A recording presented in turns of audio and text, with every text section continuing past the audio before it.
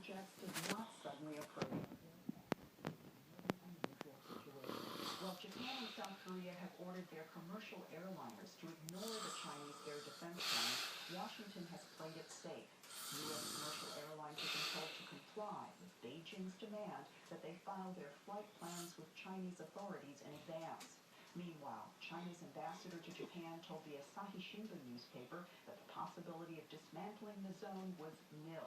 He urged the two countries to set up a direct hotline and other emergency communication procedures as the risk of a possible miscalculation and military clash over the East China Sea worsens.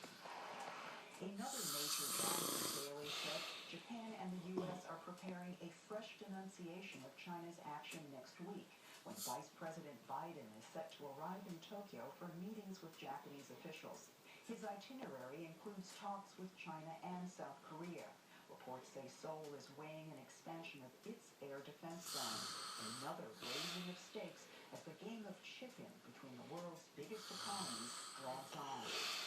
For CBS This Morning, this is Lucy Kraft, Tokyo. North Korea has released the video of an American tourist it has detained for more than a month.